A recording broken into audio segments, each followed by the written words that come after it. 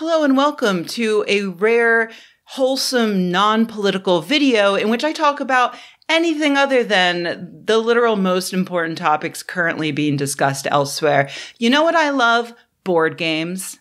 I grew up playing board games with my family, mostly the standards we all know and love or hate, like Monopoly and Trivial Pursuit and Fireball Island. Oh, sorry, you didn't have Fireball Island when you were a kid? Gosh, I feel so sorry for you because I had Fireball Island as a kid. And in fact, I have Fireball Island, The Curse of Volcar as an adult because my life is dope and I do dope things. So yeah, I like board games. And I'm also very competitive, which is why these days I mostly just play occasional co-op games with my spouse because I'd like to stay married. But while I like board games, there are people out there who are extremely passionate about board games. I have friends who collect board games or have a weekly board game night or chat on board game subreddits, stuff like that. And today I'd like to talk about some new research on those people, because it turns out that people who are super into board games are also more likely to be autistic. Is there a joke I can make here that wouldn't lead to a swift and well-deserved cancellation? Probably not. So I'll just say, no, this finding was not exactly groundbreaking, but the study itself, studies, plural actually, they are interesting, so I want to talk about them. First up, we have Game Changer, exploring the role of board games in the lives of autistic people, in which British psychologists first surveyed 1,600 board game enthusiasts they found on social media and message boards.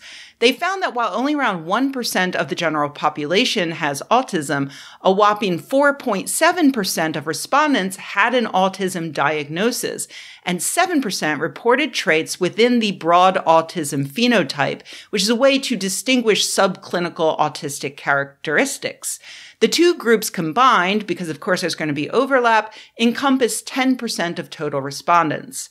The researchers then compared that autistic 10% to the rest of the group, and they found that they tended to be more likely to consider themselves medium or hardcore gamers. They were more likely to enjoy co-op games. They were more likely to play online, more likely to prefer engine building, hand management, tile placement, set collection, and dungeon crawling mechanics, and less likely to prefer social elements like storytelling. Now, I'd like to pause here to point out something that popped into my head while reading this.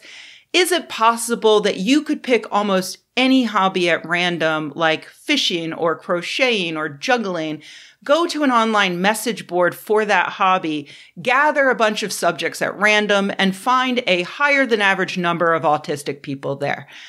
I would be not surprised, to be honest. And I say that as someone who spent way too much time on message boards in the early 2000s. A lot of my friends from that time have an official autism diagnosis, and many others have suspicions about where they might fall on the spectrum.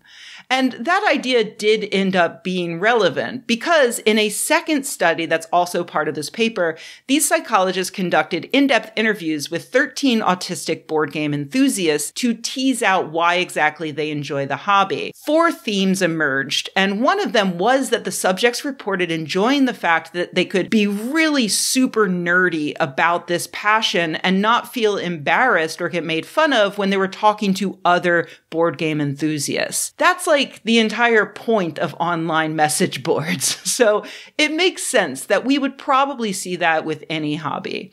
But the other 3 themes are more specific as to why a person with autism might specifically enjoy board games. First, they reported finding comfort in engaging with a known set of rules that don't change unexpectedly, and that allowed them to replay the game in order to improve their skills. Second, they liked that board games provided a safe context for socializing, allowing them to focus on a specific task instead of worrying about small talk. Finally, and most interestingly, the subjects reported that they generally really enjoyed games of social deception, like Werewolf, or, to give a video game example that you may know better, Among Us. There is a stereotype that autistic individuals, which by the way is the phrase they use in this study because surveys have shown that most autistic individuals prefer it, They aren't very good at detecting deception, and they're not very good at lying.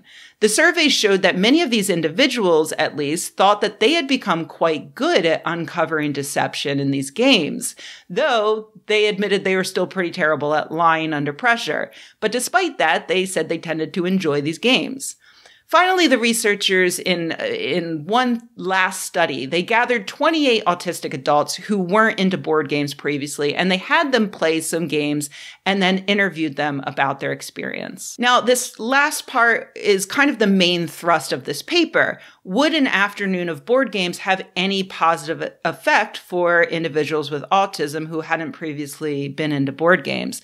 The researchers found that, yeah, it did, with subjects reporting that they really did like having the game there as a social lubricant, and that while they could be challenged by the games, they liked the ability to build on and demonstrate skills like perspective taking, bluffing, and reading other people. The really cool thing is that these researchers went on to then apply these ideas in 2 separate studies published separately from those first 3. One concerning a group of autistic adolescents, and the other on a group of adults with autism, as well as other developmental disabilities like ADHD and Down syndrome. They set up weekly board game sessions for each of the 2 groups, and then they followed them for 2 full years, conducting in-depth interviews with both the autistic individuals and their teachers/caregivers to see if there were benefits.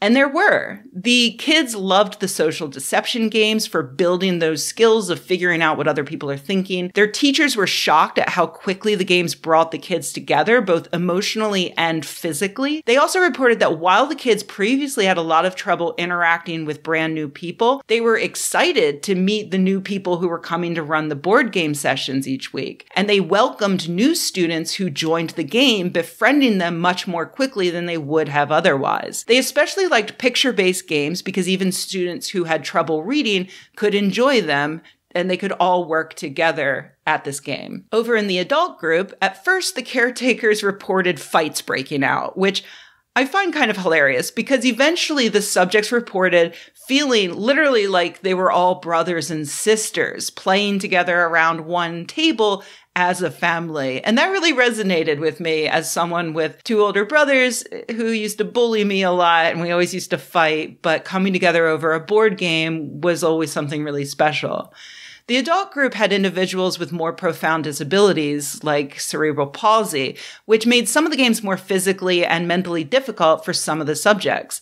But both subjects and staff reported that they all came together to help each other out by reminding each other of the rules or helping each other figure out how to hold on to the cards.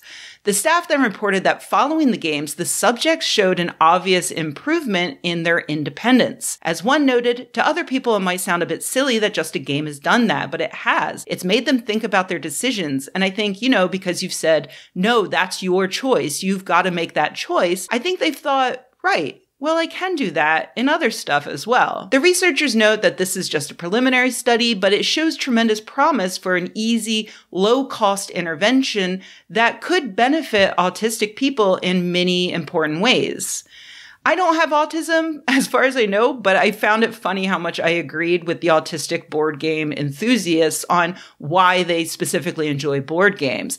And it turns out that might not be a coincidence. In that first study, the only other mental condition that was significantly above the worldwide average, besides autism, was anxiety, which I have in spades, so to speak. One big reason I'm always excited when a board game comes out at a party is because, it makes socializing so much easier. Of course, another reason I get excited is because I'm very, very competitive, which is why these days at parties, my friends usually bring out the cooperative games because we want to stay friends. But I'm interested to know what you think. Do you have autism or anxiety? Do you like board games? What is it about board games you like? And most importantly, what's your favorite co-op game? Because my husband is frankly sick of playing Codenames and Pandemic. Please and thank you.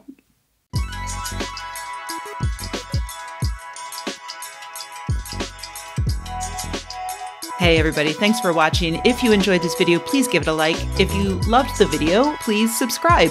And if you think the world could use more videos like this and you happen to have a few bucks laying around, head to patreon.com/Rebecca and join an awesome community of nerds like the people whose names you see on the screen right now.